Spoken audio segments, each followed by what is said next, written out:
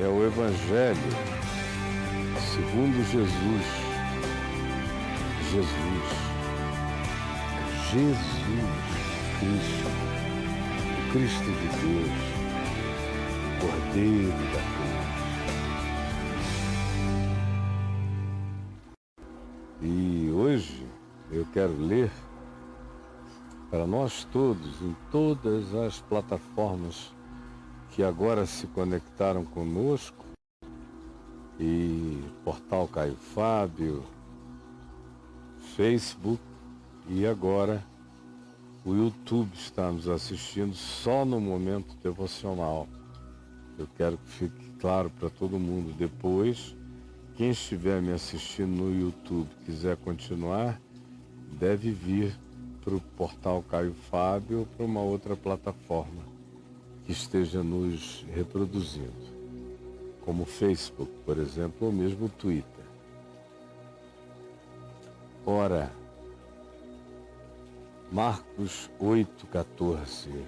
Ora, aconteceu que eles se esqueceram, os discípulos, de levar pães, e no barco não tinham consigo senão só um pão.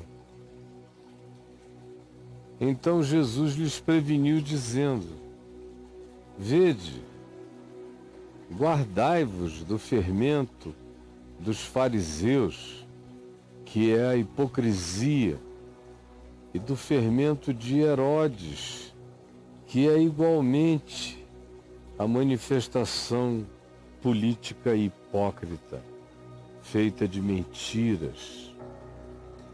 E eles então discorriam entre si, conversavam, virados um para o outro, conversavam sobre o que Jesus tinha acabado de falar e diziam: deve ser, ele deve estar falando do fermento. Eles se prenderam à palavra fermento e não ouviram que Jesus tinha falado do fermento dos fariseus e do fermento de Herodes. Mas a ideia do fermento ficou mais forte do que a realidade concreta, observável, historiável dos fariseus como entes reais, presentes, protagonistas na cenografia daquela história, e nem tampouco tinham prestado atenção que o fermento só ficara tão poderoso na sua comparação negativa, na sua virulência, na sua capacidade de penetração, de pervasividade, nesse caso para o mal, porque estava ligado aos fariseus e a Herodes. Eles não prestaram atenção nisso. Ficaram presos à palavra fermento, escolheram a palavra fermento, que é como ocorre o tempo todo aqui comigo. Eu estou falando uma coisa longa, intensa, clara, sobre um raciocínio com um aplicativo do Evangelho, mas o indivíduo se agarra numa palavra e gagueja. Fica preso mentalmente naquela gagueira de uma única palavra. Fermento,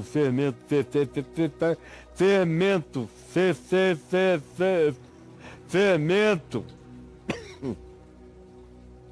E Jesus tinha dito: tomem cuidado com o fermento dos fariseus e com o fermento de Herodes, ou seja, com essa levedura que eles penetram na vida e vai entrando. E quando você vê, tem um monte de gente no ambiente da espiritualidade que se torna religiosa pela sutileza do farisaísmo, da religião das aparências, da moral, da estética comportamental, e acha que Deus se agrada de desfile moral, ao invés de ser da verdade no coração. E aí é fácil botar máscara em nome da piedade. A mesma coisa, Jesus estava dizendo, olha o fermento de Herodes. Vai devagar, vai entrando, vai entrando. Daqui a pouco, uma quantidade enorme de sacerdotes estão com ele, de religiosos também, de gente que fala em nome de Deus, mas diz, é melhor a gente ficar por aqui, que a gente tem melhor amparo, melhor sombra. E a gente negocia.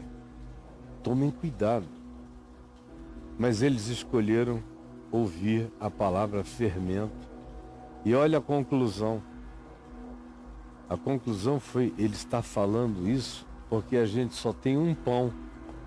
É impressionante a mente humana. É uma coisa de louco.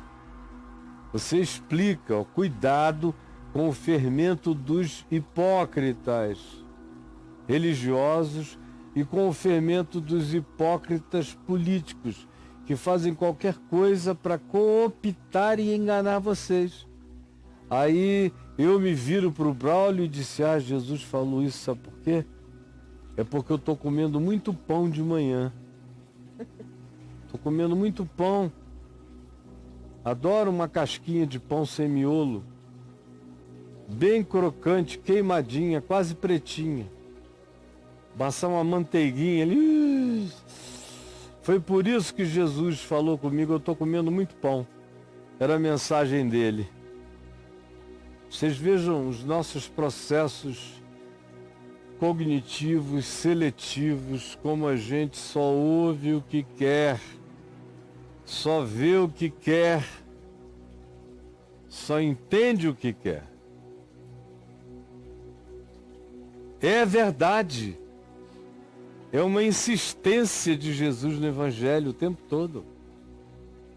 Eles estão falando, ele está falando isso porque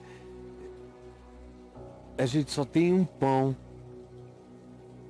Jesus percebendo, e aqui outra vez a palavra é cognitiva, no nível subjetivo, no nível mais profundo do que a declaração objetiva, é perceber. É um saber que atravessa a aparência, isso é perceber. É um saber para além do objetivo, para além do imediato, para além do dito. É um saber que pervade a declaração óbvia e compreende o significado não confessado, às vezes ainda nem compreendido por aquele que está falando. Então, o que Jesus diz a eles é o seguinte: percebendo, Jesus lhes perguntou, presta atenção, tá legal? Por que vocês estão discutindo, discorrendo, sem parar de falar no assunto sobre não ter pão? Por quê? Qual é o problema? A gente não tem nenhum problema de pão aqui. A gente está vindo de uma multiplicação de pães, onde 5.000 homens foram alimentados, fora as mulheres e as crianças. Agora a gente está vindo de uma segunda, onde 4.000 homens foram alimentados, fora as mulheres e as crianças. Há uma a partir de 5 pães e 2 peixinhos, essa outra a partir de nada. E vocês estão preocupados ainda, achando que o problema da vida é pão? Vocês não estão conseguindo entender o que eu estou falando? Eu falo de hipocrisia religiosa, hipocrisia política, e vocês dizem que eu estou falando de pão, porque eu estou com medo de ficar com fome na travessia, ou de faltar comida para todos nós. É disso que vocês pensam. Por que vocês decidiram pensar assim? Porque pensar é uma decisão também. Tudo é decisão. Tudo é escolha. É uma escolha. Porque frequentemente a gente abandona as realidades mais lógicas de uma sequência narrativa, argumentativa, se agarra uma palavra e não ouve mais nada.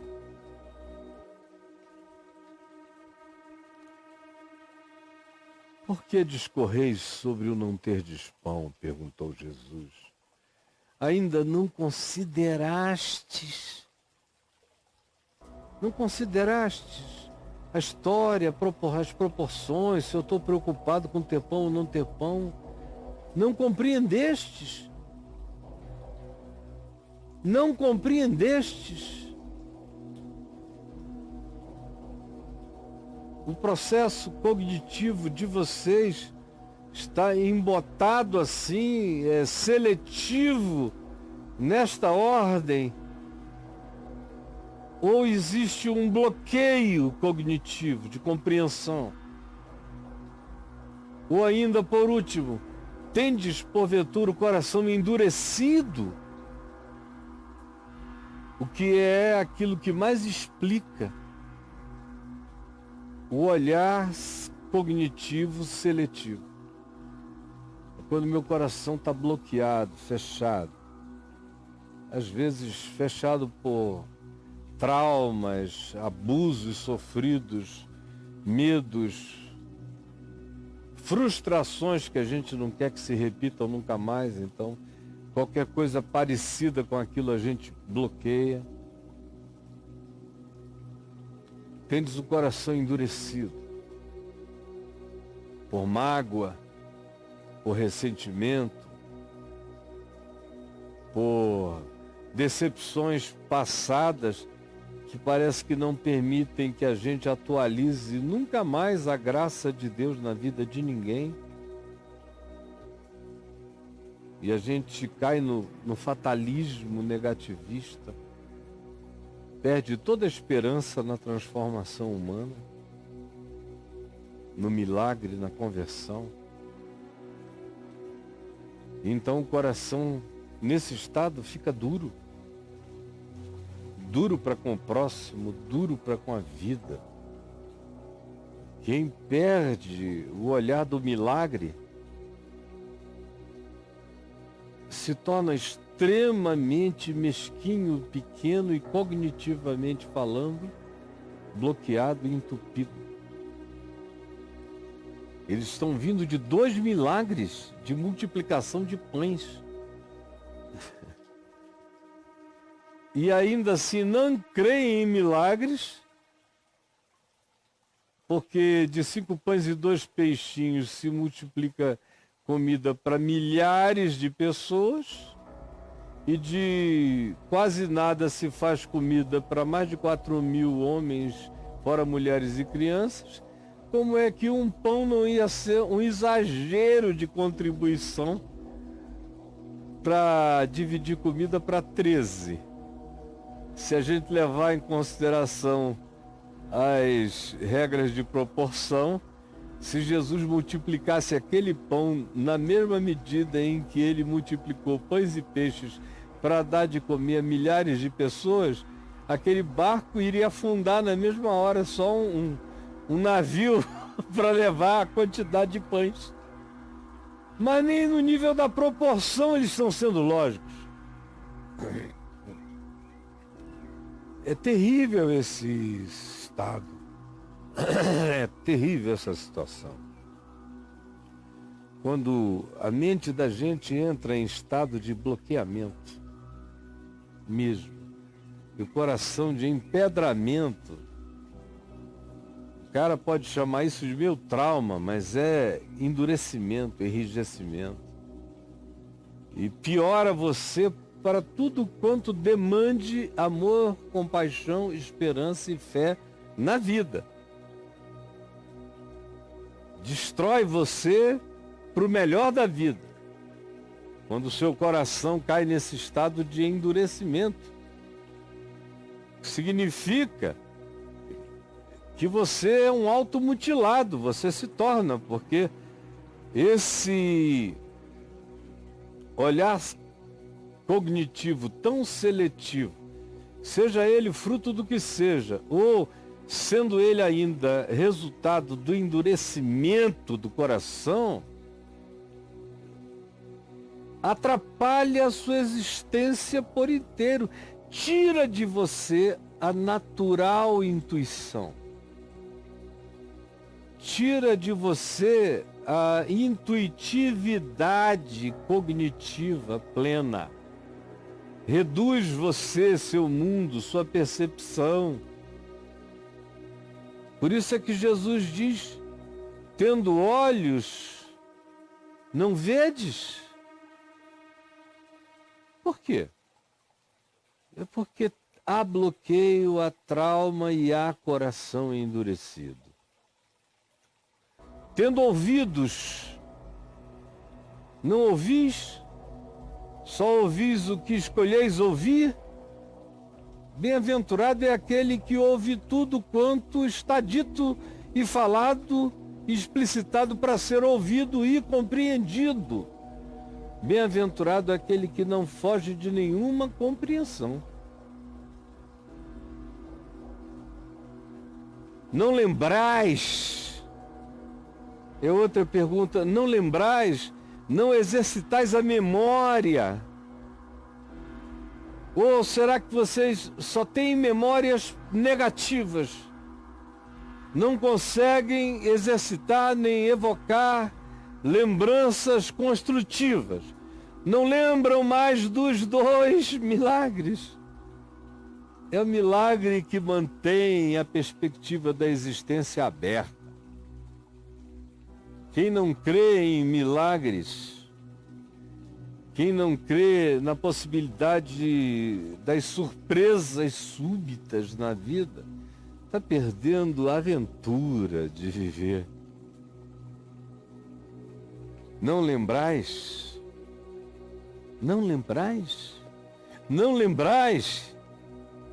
Não lembrais ainda daquela outra vez? Não lembrais? E eles dizendo: sim, lembramos. Sim, lembramos. Ao que Jesus lhes disse: não compreendeis ainda? Essa coisa de compreender é uma das realidades mais repetidas aqui do Novo Testamento. Tem a ver com compreensão, com cognitividade. E está presente em tudo que Jesus faz. Parábola de Mateus 13, do semeador que saiu a semear. A conclusão é essa. Jesus diz, antes de explicar definitivamente a parábola para os seus discípulos, eles perguntaram: o que é isso? E Jesus disse: são esses. E explicou a natureza dos corações humanos e disse que o problema daqueles em quem a palavra não dava fruto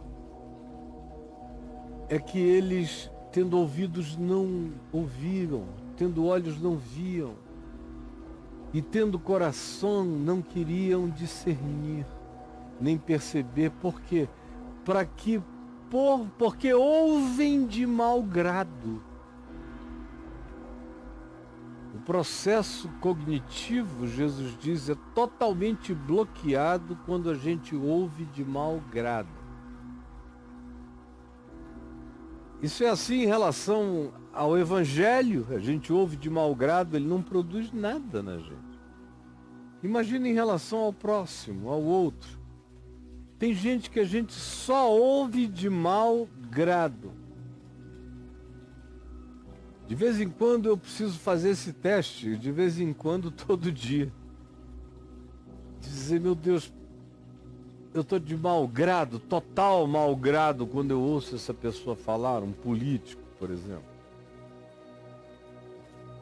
E aí, de vez em quando, eu me descubro que eu estou, e eu vou dizendo: não, essa parte aqui é insuportável. Agora, essa aqui só não é boa porque ele atrapalha tudo com o que disse antes e com o que vai dizer depois.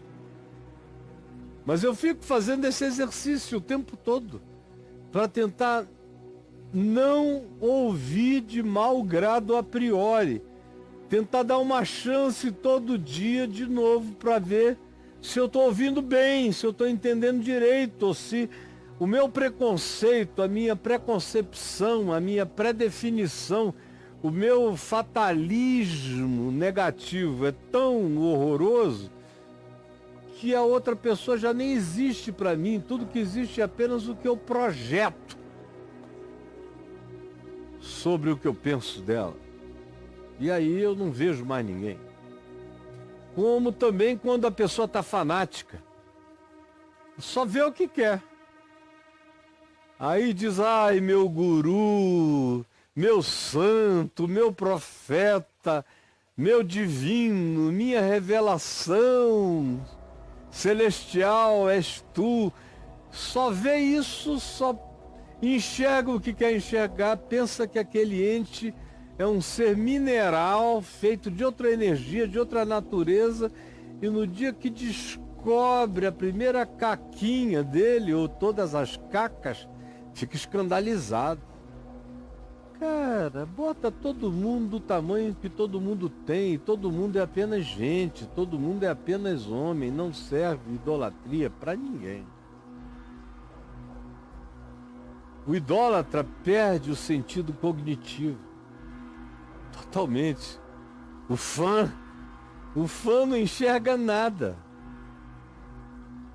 Aquele cara que já nem te ouve porque te curte a priori. O que é o Caio? Então tá.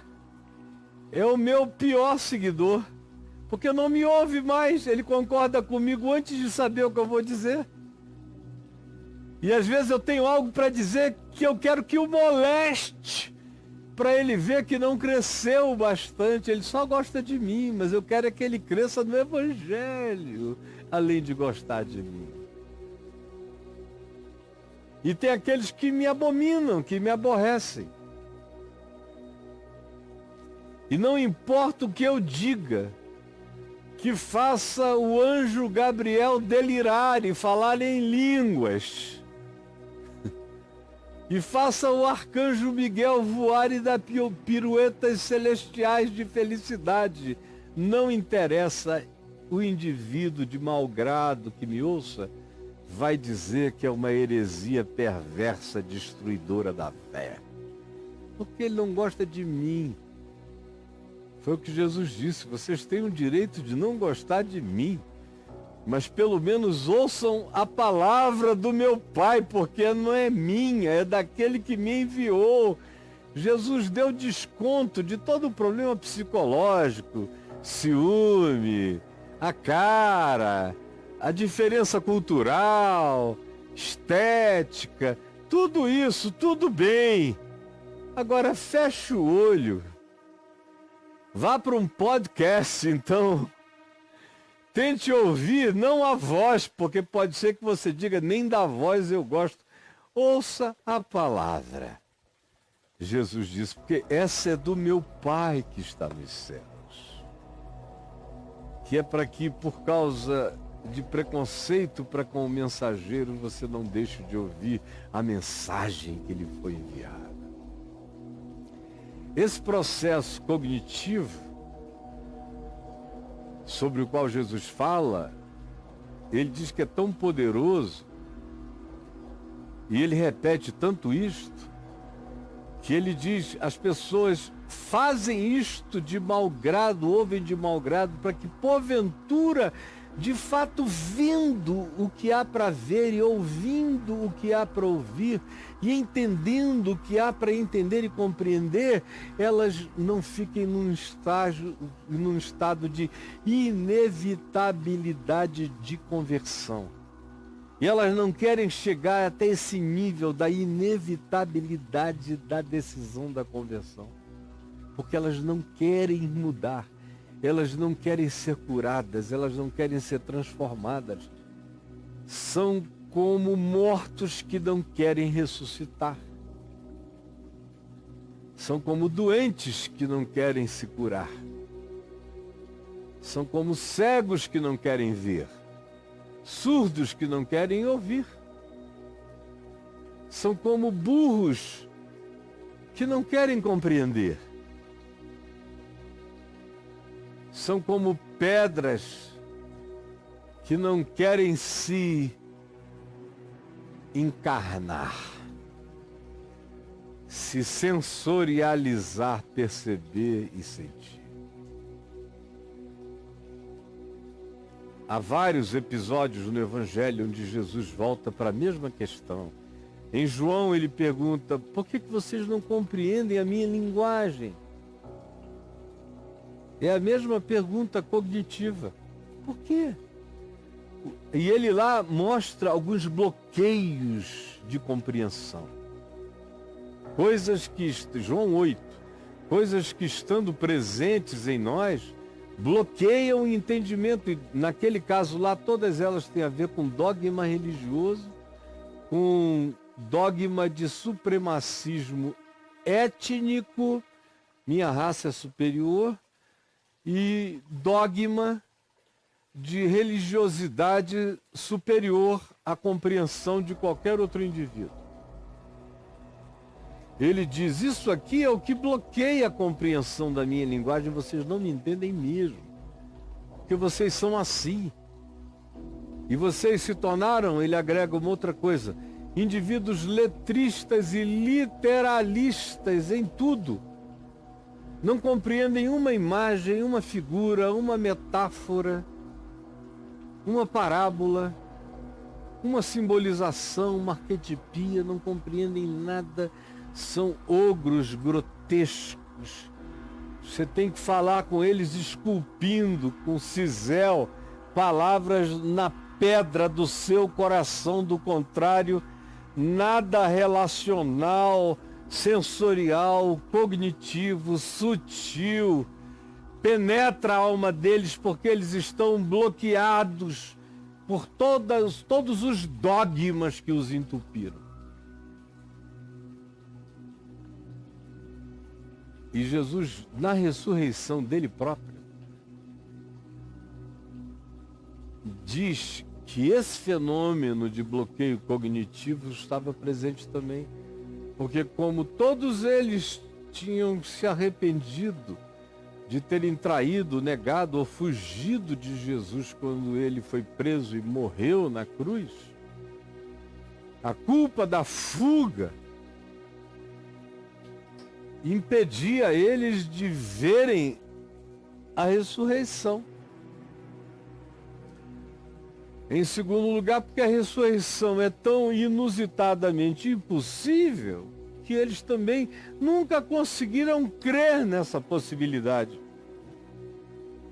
Acreditaram que Jesus podia ressuscitar mortos, mas não criam que Jesus poderia ressuscitar-se da morte. Aí era demais.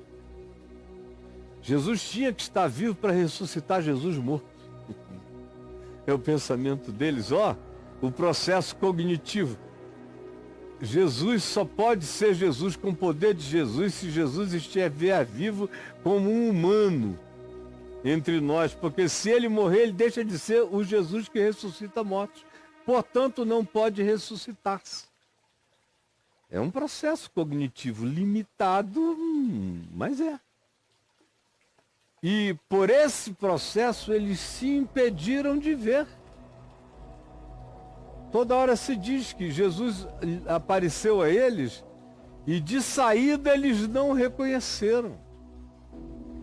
Tem um episódio em que eles discernem que é Jesus pela voz, pela cenografia, pela semelhança cênica de um episódio narrado em Lucas 5, na pesca maravilhosa, e um outro narrado agora em outro tempo por João, no capítulo 21, quando da ressurreição, mas a cenografia é semelhante. Então, foi tudo tão encenadamente divino que eles deduziram: é o Senhor.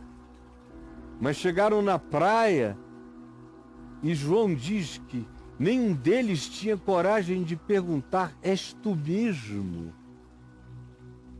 Porque parecia que os seus olhos tinham uma opacidade que não conseguia olhar com nitidez aquele ser criador de todas as coisas e que os olha da dimensão da glória para a mortalidade da nossa existência. É por isso que ele começa a comer e beber com eles. À medida em que Jesus começa a comer e beber com eles, é que os olhos deles vão se abrindo para a normalidade cognitiva da percepção. Aí eles vão... Ou como aqueles dois lá na estrada de Jerusalém para Emaús, que só o reconheceram na hora do partir do pão, porque os seus sentidos estavam como quem impedidos de o reconhecer. A limitação era não apenas de natureza psicológica e subjetiva, mas também objetivamente tinha a ver com a outra dimensão a partir da qual Jesus os visitava. Era Cristo encarnado no espaço-tempo, mas era Cristo ressuscitado de entre os mortos. Era Jesus glorificado. Para quem o espaço-tempo faz parte, mas não é a condição condicionante. Atravessa paredes, vai, vem, come, leva o que comeu aqui para qualquer que seja outra dimensão, atravessa os mundos. Tem um elemento de natureza transcognitiva que tem a ver com o que aconteceu com Jesus, com a glorificação de Jesus, com a ressurreição de Jesus, com a transdimensionalidade do Jesus glorificado, que é e pode não estar. Deixa de existir porque é sempre. Por que eu estou dizendo isso hoje? Porque só mesmo uma lavagem cerebral, um supercondicionamento